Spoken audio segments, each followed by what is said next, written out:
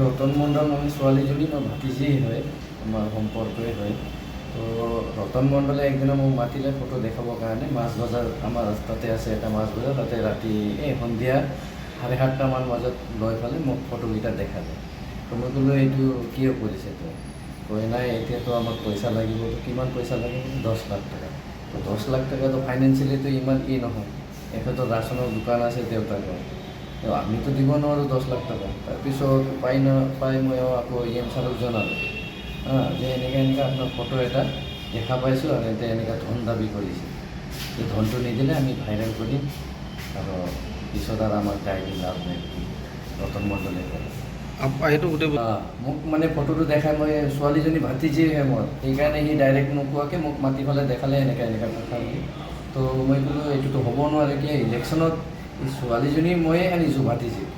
আমাৰ লগত একলগত ছাৰৰ লগত আমি কেম্পেইনিং কৰিছোঁ, আজিলৈকে কিয় এনেকৈ দেখা নাই। আৰু ফেমিলি ৰিলেশ্যনো আছে, কিবা হ'লে আমাৰ বৌ এটা আমাৰ ছাৰৰ ৱাইফৰ লগত বহুত জেগাত গৈছে ঘূৰিব গৈছে, তেনেকৈ একো বেয়া ভাৱ নাই না আৰু এতিয়া তেওঁ দাদা বুলি মাতে, সম্পৰ্ক এটা আছে। ফটোটো এতে এটা মোবাইল বনাব দিছিল, এইটো আমাৰ লোকনাথ ষ্টুডিঅ' বুলি, তাতে এওঁৰ বুলি নহয় বহুতৰ হৈছে, কিন্তু বহুত মহিলাই মানে হাক কৰা নাই ক'ব কাৰণে বা কমপ্লেইন দিব।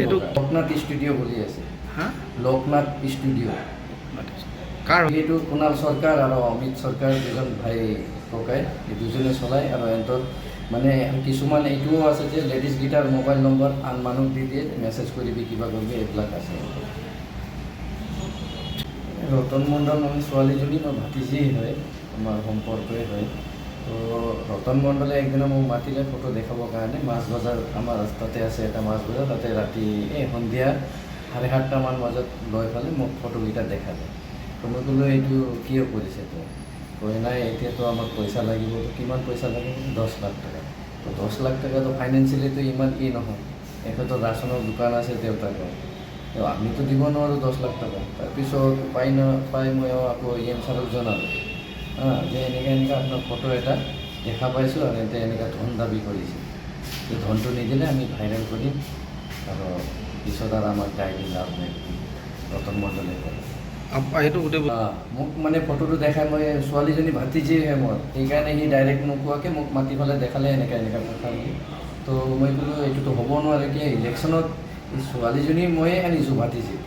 আমাৰ লগত একলগত ছাৰৰ লগত আমি কেম্পেইনিং কৰিছোঁ, আজিলৈকে কিয় এনেকৈ দেখা নাই। আৰু ফেমিলি ৰিলেশ্যনো আছে, কিবা হ'লে আমাৰ বৌ এটা আমাৰ ছাৰৰ ৱাইফৰ লগত বহুত জেগাত গৈছে ঘূৰিব গৈছে, তেনেকৈ একো বেয়া ভাৱ নাই না আৰু এতিয়া তেওঁ দাদা বুলি মাতে, সম্পৰ্ক এটা আছে। ফটোটো এতে এটা মোবাইল বনাব দিছিল, এইটো আমাৰ লোকনাথ ষ্টুডিঅ' বুলি, তাতে এওঁৰ বুলি নহয় বহুতৰ হৈছে, কিন্তু বহুত মহিলাই মানে হাক কৰা নাই ক'ব কাৰণে বা কমপ্লেইন দিব।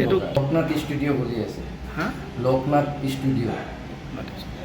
এইটো কুণাল চৰকাৰ আৰু অমিত চৰকাৰ, দুজন ভাই ককাই, এই দুজনে চলায়। আৰু এহঁতৰ মানে কিছুমান এইটোও আছে যে লেডিজকেইটাৰ মোবাইল নম্বৰ আন মানুহক দি দিয়ে, মেছেজ কৰিবি কিবা কৰিবি, এইবিলাক আছে।